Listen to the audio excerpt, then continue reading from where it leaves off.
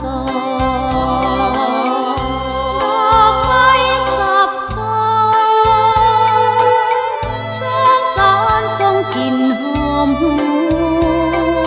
นสนสาดทั้งมวลมีสิทธิ์เสรีความสามัคคีเป็นพี่น้องเดียวต่อสู้เด็ดเดียวสร้างชีวิตใหม่เด็กเกิดปลอดภัยสีสดใสเข้ามาแทนที่ดินแดนแห่งนี้สุดที่ลำคาเลือดนักรบได้ท่าแดงทั่วแห่งหนเสียสละสู่สงครามแพ้ภัยเหตุผลน้อยนี้จากเจ้าศักดิ์ศรีแต่ลักษมีไปในทั่วแดนลาว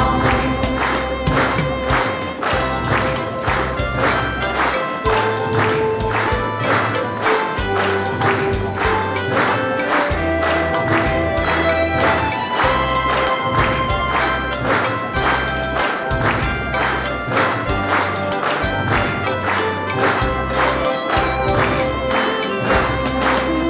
งามยามแลงแห่งอิสลามผู้พาบาดง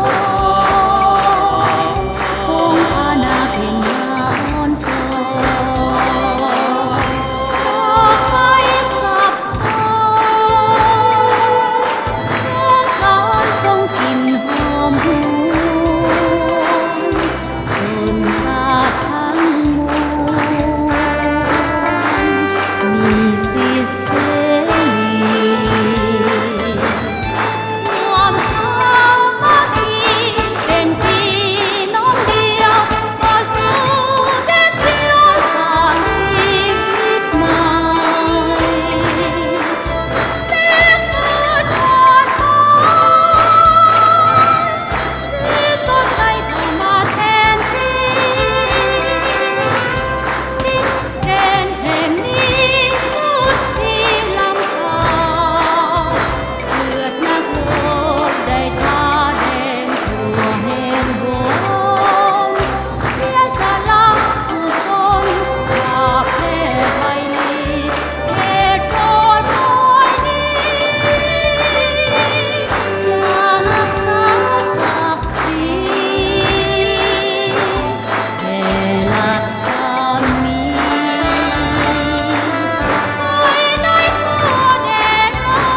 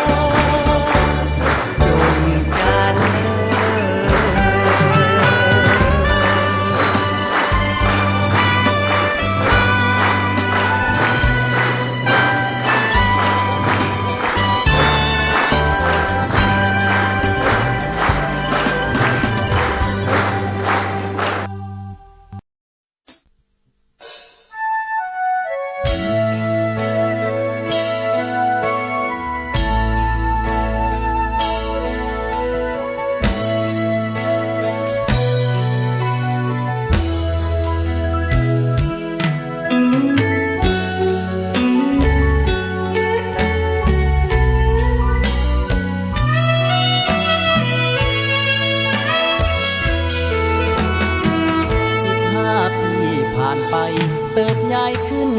มาในแดนสาธาภาษาเสริญสมย่อยองสมเสยผลงานครูอาจารย์นักศึกษาทางพ้องห่วมแห้งห่วมใจปองดองก้าวเดินตามพักนำพาสมปสเฮาเดินก้าวไปสู่ยุคสมัยวิไลและความก้าวหน้าเติบใหญ่เข้มแข็งเหมือนแวดแยงของปวงประสาครูอาจารย์พนักงานทั่วหน้าสร้างสารุ่งเรืองก้าวไปสถาบันการเมืองการปกครองแห่งชาติมีความองอาจสามารถหยาดสิ้นเอาใส่สร้างวีรกรรมสร้างผู้นำสลาดสองสายสร้างคนให้เป็นคนใหม่ผ่องใสเป็นนักนำพาสมเสยพ้นผ่านเลิศเด่นยิ่งใหญ่ก้าวหุ่งเฮืองใสวิไลหุ่งแสงแห่งกาเปล่งแสงสว่างเยืองทางทั่วทางอาณาสูงส่งแนวคิดนำพาปกปักสร้างสรรค์สถาบันก้าวไป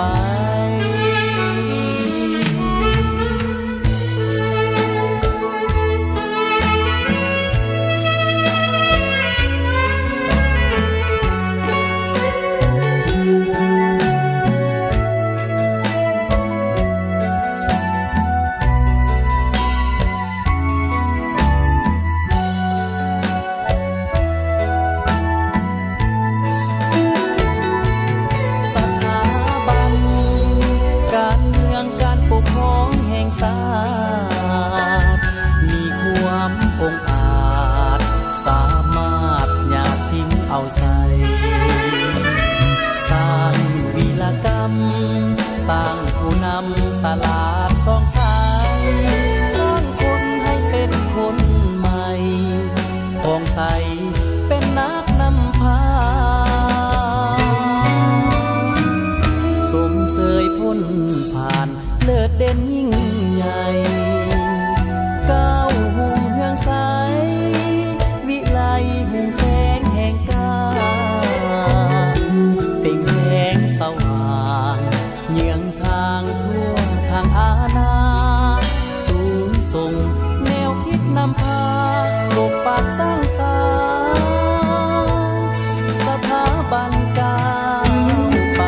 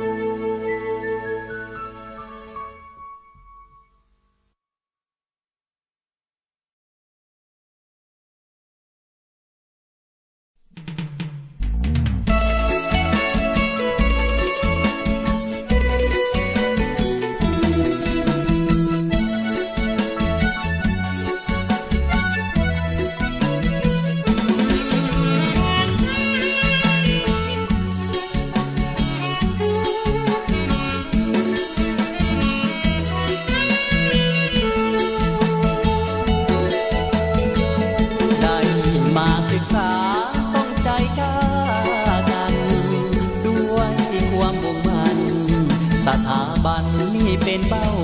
หลออาจารย์ทุ่มเทกายใจเพิ่นมีไม่ตีปองดองพวกเขาทั้งพ้องย่องย่อสมเสยได้มาคนคั่วบทเรียนเลิศเด่นสร้างตนกลายเป็นการนำผู้ที่กล้าแก่น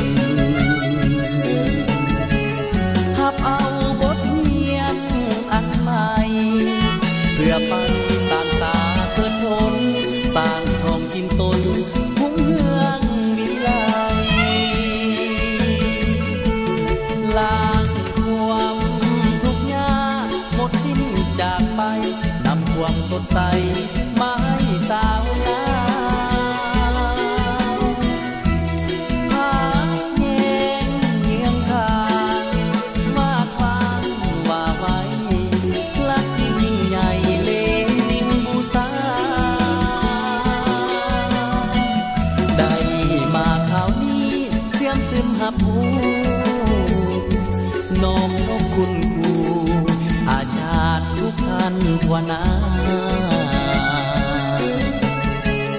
ผู้เฮียนพวกเราผู้พันด้วยกันแน่นเหนียวแก่นกาสร้างดีเถิดนาไว้สมกส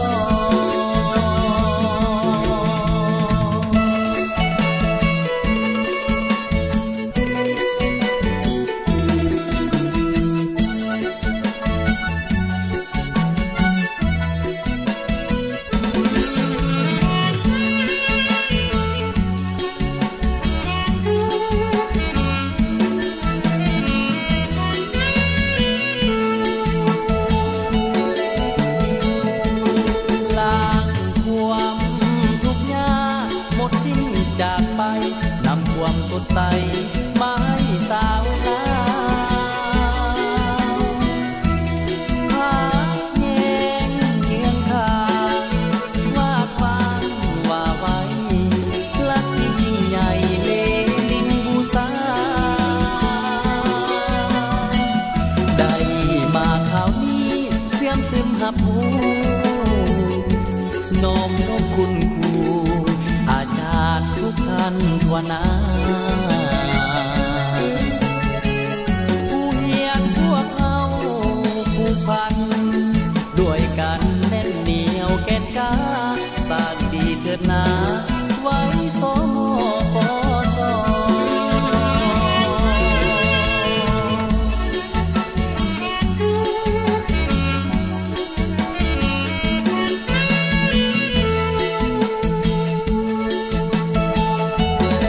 ข